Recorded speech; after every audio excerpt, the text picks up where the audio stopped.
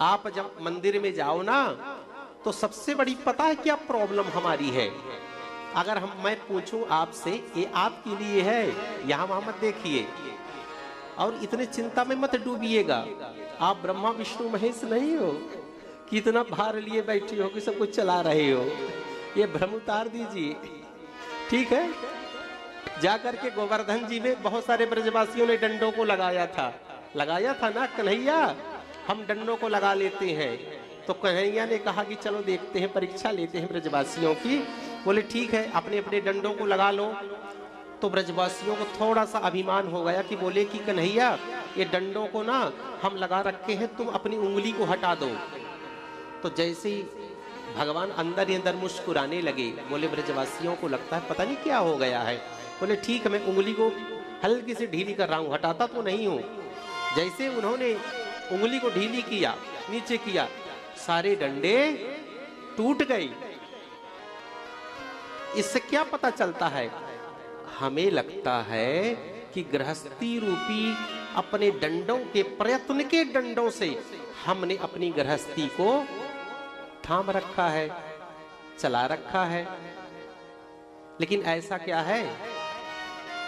हमारे हाथ में कुछ भी नहीं है। ये भ्रम है सिर्फ, जो मुंह फुला करके बैठ जाती हैं कि इतने बहुत एजुकेटेड हैं, इतना बिल्कुल हम ही सब कुछ हैं, हम ही चला रहे हैं, व्यवस्था करके जाएंगे 10-50 करोड़ रुपए बेटों के लिए, बेटी के लिए, ये करेंगे वो करेंगे। अच्छा ये बताओ, जो आप सोचते हो क्या कभी पूरा होता है?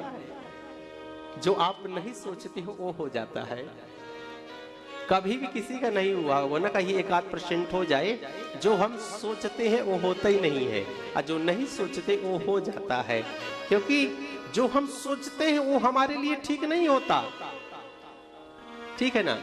भगवान उस चीज को नहीं देते, भगवान वो देते हैं जो आपके लिए ठीक हो। जो मैं सोचता हूं वो नहीं देते, जो मेरे लिए ठीक होता है भगवान उसको दे देते हैं। नारद जी को अगर दे देते अपना स्वरूप तो नारद जी तो फंस जाते। हरि का रूप दे देते अगर नारद जी को, मानस में कथा आती है तो नारद जी तो फंस जाते, पतित तो हो जाते। तो नारद जी को भगवान ने क्या बना दिया? बंदर बना दिया। क्यों बनाया? नारद जी को जो पसंद था वो भगवान ने नहीं दिया, नारद जी के लिए जो अच्छा था भगवान ने वो दे दिया। और बाद में नारद जी को रियलाइज हुआ, उन्होंने सोचा कि भगवान ने अच्छा किया था। हमें पहले लगता है ना कि हम भगवान हमारे साथ बहुत बुरा कर रहे हैं, बहुत हमारे साथ भेदभाव कर रहे हैं, लेकिन बाद में पता चलता है कि जो भी भगवान कर रहे हैं वो हमारे लिए अच्छा है, हमारे परिवार के लिए अच्छा है, हमारे समाज के लिए अच्छा है।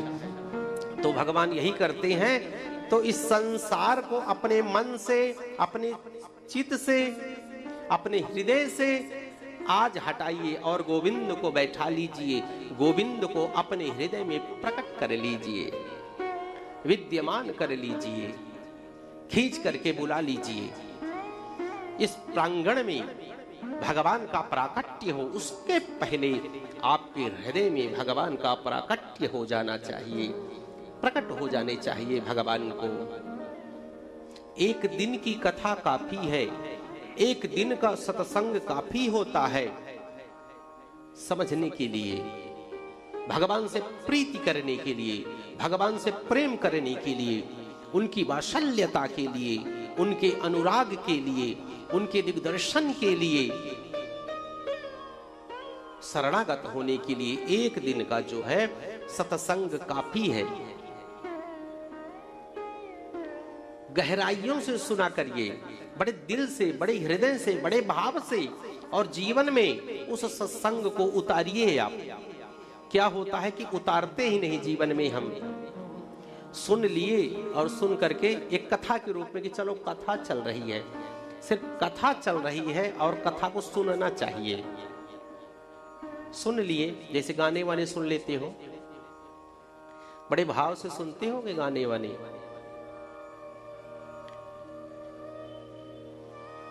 लेकिन जब भगवान के भजन सुनने का नंबर आता है, अगर जप करने का नंबर आता है तो नींद आने लगती है। और बहुत सारे कार्यों में नींद नहीं आएगी। कभी आजमा लेना आप, अगर कोई फिल्म देखने लगो टीवी चालू करके, बड़ा जाओ भला नींद आ जाए,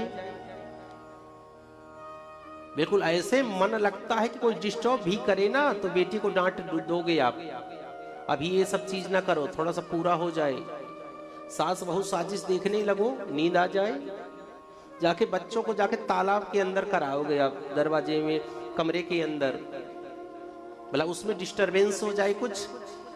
दरअसल आपकी गलती नहीं है, साइकोलॉजी को समझिएगा, आपका मन वहीं रमा है, उसी तरफ, ये भगवान की तरफ आना ही नहीं चाहता। जिस दिन आ गया तो भजन सुनते हुए जब करते हुए कोई अगर डिस्टर्ब करेगा तो उसको डांटोगे आप। मन दरअसल वहीं अटका हुआ है, उस तरफ ज्यादा आनंद आता है।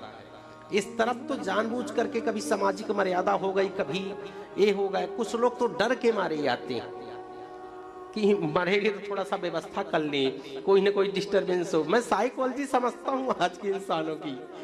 कई लोग डर से आते हैं, कई लोग लालच से आते हैं, कई लोग कुछ मिल जाए इसलिए आते हैं। पूर्ण भाव से न तो डरिए भगवान से, मैं सच में कह रहा हूँ, एक साधक हूँ, मैं कथावाचक बाद में हूँ, एक साधक हूँ। मैं आपको बता रहा हूँ, ना तो भगवान से डरिए, न कोई लालच करिए। ये तो ऐसा सूर्य है, अगर आप बाहर निकलोगे तो इसकी धूप आपको लगेगी, इसकी तपन का अनुभव आप करोगे। भगवान का, कोई भगवान के पास जाता है तो भगवान का काम है कि उनकी कृपा को लुटाना, करुणा को लुटाना, प्रेम को देना, आपको अपनाना। न तो उनसे डरिए, न कोई लालच से जाइए, न कोई घबराहट से जाइए, बड़े प्रेम से जाइए, भाव से जाइए। भाव भाव भाव, पुनः कह रहा हूं, एक बार, एक क्षण में, एक क्षण नहीं लगेगा, दिल से आप प्रार्थना कर लो, बिल्कुल हृदय से, गहराइयों से, कि भगवान सामने है।